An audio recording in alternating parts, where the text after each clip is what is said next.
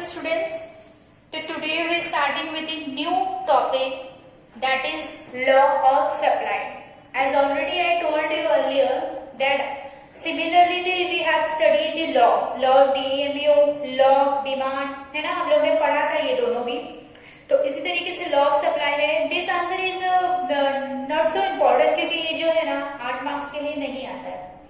ये 8 मार्क्स के लिए नहीं आता है, 4 मार्क्स के लिए हो सकता है आपको पूछा जाए, अदरवाइज कभी ये 8 मार्क्स के लिए नहीं आया है. देन उसके बाद में इसका जो पैटर्न है वो ये सब सेम है. Now when we had studied the law of demand, तो उस वक्त हमने क्या बन के सोचा था, कंज्यूमर बन के सोचा था, है ना, कि जब प्राइस क्या होगी, बढ़ेगी, तो हम डिमांड क्या करेंगे, कम करेंगे. और जब प्राइस कम होगी तब हम डिमांड क्या करेंगे, ज्यादा करेंगे. As the point of view from the customer point of view हमने ये चीज सोची थी. नाउ अगर हम लॉ ऑफ सप्लाई कर रहे हैं, ठीक है, तो ये हम किसके पॉइंट ऑफ व्यू से सोचेंगे, सप्लायर क्या होते हैं, प्रोड्यूसर. ओके, सो आगे पहले हम लोग देख लेते हैं इसका इंट्रोडक्शन क्या है और स्टेटमेंट क्या है. तो फर्स्ट हम लोग इंट्रोडक्शन देखेंगे. The law of supply is also a fundamental principle of economic theory like law of demand. It was introduced by Professor Alfred Marshall in his book The Principles of Economics, which was published in 1819. The law explains the functional relationship between price and quantity supplied.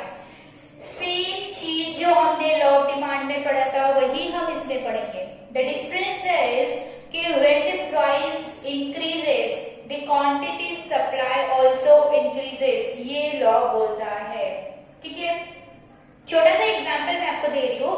अगर आप कहीं पे या आपकी कोई दुकान है, ठीक है, आपकी कपड़ों की दुकान है, जब वो कपड़ों की दुकान आपका वो सपोज 100 रुपीज में आपने खरीद के लाए हो और वो मार्केट में उसको 150 का दाम होता होगा, आप 150 में उसको बेचते होंगे, ठीक है, लेकिन उसका प्राइस बढ़ जाता है, 200 हो जाता है अचानक से, है ना, सिर्फ कुछ दिनों के लिए.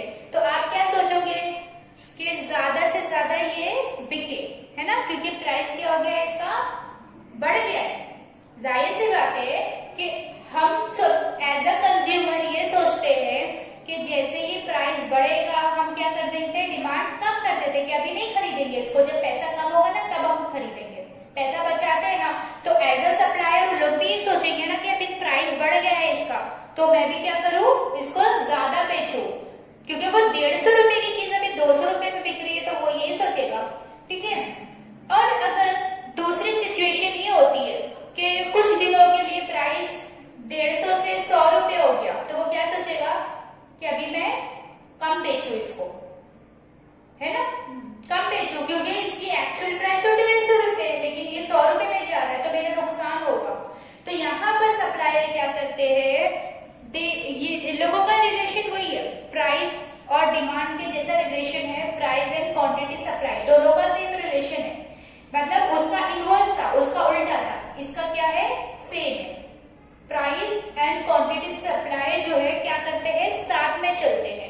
जैसे जैसे प्राइस बढ़ेगा वैसे वैसे सप्लायर क्वांटिटी ऑफ सप्लाई ज्यादा करेगा, कम होगा प्राइस तो वो कम करेगा. ठीक है. देन उसके बाद में स्टेटमेंट ऑफ द लॉ. उसका स्टेटमेंट क्या बोलता है, as you all know that every law having its statement. तो each statement start with the other things being constant. Higher the price of the commodity, more is the quantity supplied, and the lower the price of a commodity, less is the quantity supplied. आगे बात समझ में आप लोगों को, ठीक है, clear हो गया होगा. कुछ ज्यादा हार्ड नहीं है, बिल्कुल इजी है. डिमांड का अपोजिट करो, ठीक है. हम यहाँ पर एज अ सप्लायर सोचो, एज अ बायर न सोचो, एज अ सप्लायर सोचो. जब प्राइस ज्यादा रहेगा तभी आप सोचोगे कि ज्यादा माल बिके, क्योंकि ज्यादा पैसे आएंगे. और जब प्राइस कम रहता है कोई भी पर्टिकुलर कमोडिटी का, तो सप्लायर ये सोचता है इसकी कम सप्लाई करेंगे ताकि क्या हो जाए, ज्यादा नुकसान ना हो. ठीक है. Moving to next. We are going to explain it with the help of the table. Table जो है आपका price of the commodity X दिया हुआ है एक side and the another side the supply of a commodity X in kgs. Again you have to make this table. आपको इसको memorise करो या आप कुछ भी करो, इसको याद कर लो, लेकिन आपको टेबल बनाना है। ये आप अपने ओर से भी कर सकते हो, कुछ नहीं। तो यहाँ पर जब हम लोग कंपेयर करेंगे, when we are going to compare price of commodity X क्या है 10, तो उस वक्त आप सप्लाई देखो कितना हो रहा है 100। जब प्राइस 20 हुआ तो सप्लायर ने भी क्वांटिटी क्या कर दिया, बढ़ा दिया। 100 की जगह कितना हो गया 200। नो मूविंग नेक्स्ट, जब कमोडिटी का प्राइस 30 हो गया, 10 और बढ़ गया, तो सप्लायर ने क्या किया और सप्लाई ज्यादा क्वांटिटी ज्यादा कर दिया। ठीक है, 40 तो 400, 50 तो 500। समझ में आ रहा है? मतलब प्राइस और क्वांटिटी सप्लाई क्या हो रहे हैं, साथ में चल रहे हैं। जैसे जैसे प्राइस बढ़ रहा है वैसे वैसे सप्लाई भी क्या हो रहा है, बढ़ रहा है। ठीक है, अभी इसी को अगर हम लोग प्लॉट करें ग्राफ में तो इस तरीके से होगा। ऑन दी y एक्सिस जो रहेगा आपका प्राइस रहेगा, x एक्सिस पे आपकी क्वांटिटी सप्लाइड रहेगी। ठीक है, अब जब आप देंगे, देखो यहाँ पर 10 प्राइस पे कितना हुआ 100, डॉट बना दिए। 20 पे कितना हुआ 200, 30 पे कितना हुआ 300, 40 पे 400, 50 पे 500। Now it is totally different और opposite from the demand curve. Supply curve क्या है, क्या हो रहा है, नीचे से फ्रॉम डाउनवर्ड्स टू अपवर्ड्स जा रहा है। क्या हो रहा है, downwards to upward. Demand curve याद है आपका, अपवर्ड्स टू डाउनवर्ड्स जा रहा था। ठीक है, ये जो है फ्रॉम डाउनवर्ड्स टू अपवर्ड जा रहा है। क्यों? क्योंकि जिस तरीके से प्राइस बढ़ रहा है वहीं से सप्लाई बढ़ रहा है। बस इसके अंदर यही चीज है, आपको कुछ अलग से रिमेंबर रखने की जरूरत नहीं है। जो आपका डिमांड था सेम लॉ है।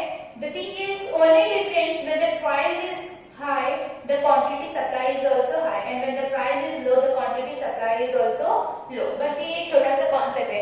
इसके भी assumption है and exception है, we will doing in the next video। for this lecture it is enough to, बस आपको ये याद रखना है कि इसका कर्व जो है वो क्या होता है, फ्रॉम डाउनवर्ड्स टू अपवर्ड जाता है। ओके।